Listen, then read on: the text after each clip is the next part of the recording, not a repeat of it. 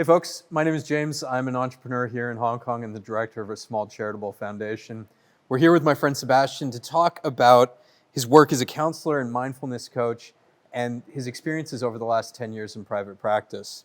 You and I have had a number of conversations. One of the things that's come up though is polyvagal theory, and I know you're a big fan of this.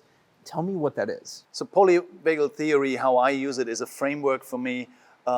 And out of experience, I'm using this more and more. I can say, like, without a fail, with any client, it will come up at some point early in our meeting and our working together, because it resonates with people and they can find themselves in that. And what it is actually, it's a theory that divides the autonomic nervous system and the states of activation in there into 3 stages. And the one stage being the social engagement system. That's when you're at your best, you're calm, you want to connect, you want to reach out to people, you're open, you're curious, and typically people find that they're at their best when they're in that stage. And then there is the sympathetic system part of the autonomic nervous system, that is the activating part that gets you going, that allows you to do stuff, right?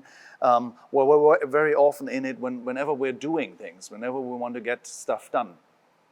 But then there's a third stage in that theory that refers to the state where actually the sympathetic system and the parasympathetic system of the autonomic nervous system, that's the bundle of nerves that runs through our whole body, from the brain, facial muscles, around the heart, the lungs, the intestines, that is actually then overactivated or working against each other, and expresses in a freeze state, for example, when we're going into a heightened state of stress, when we feel overwhelmed, when we can't help ourselves anymore because we feel stuck, and or we're collapsing entirely, right? We're losing any control, we're dissociating when we're, for example, having been exposed to trauma, right? To any other post-traumatic stress that we experience from one-time traumatic experiences.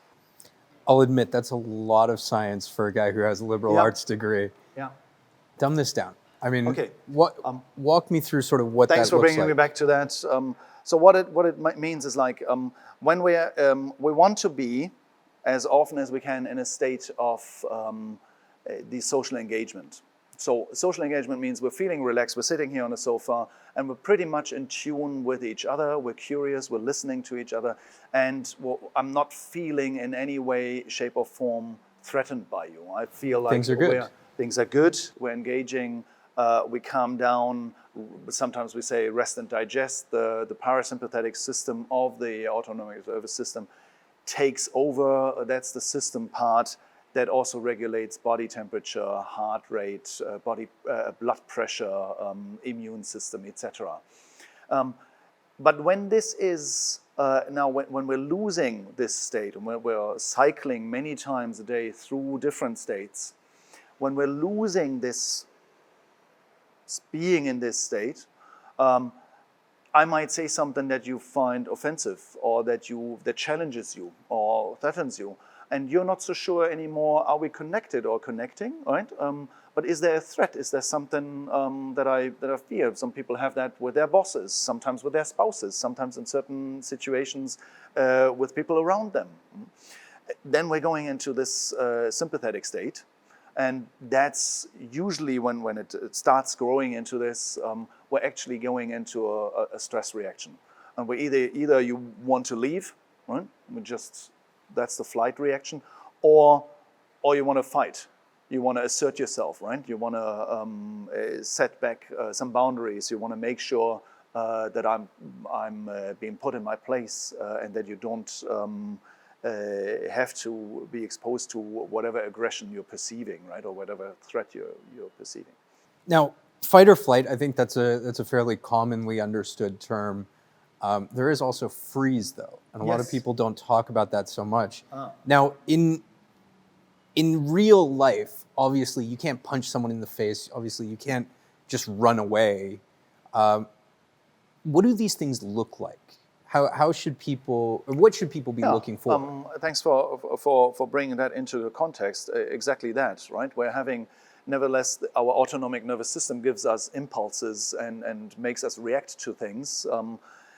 We cannot respond in the context of society and our daily lives. And yes, as you said, we don't have these options of like running because we have to show up at a job, for example, right? Because we want the salary, we have to be there and perform. And we also don't have the option of like showing aggression or showing anger or living anything out where we're acting out that part of the stress reaction. So what happens then is the autonomic nervous system will actually be activating the freeze state. That means there's still the same activation, a lot of energy, but this energy can't go anywhere and we feel stuck. And that's what I see all the time in my office, that people come in and they say, they actually literally say, I feel stuck. I don't know. I don't feel connected to my surroundings. I don't know which decision to make. I feel like I'm there, but I'm not there. I feel like I'm in a capsule, right? And there's this stuckness.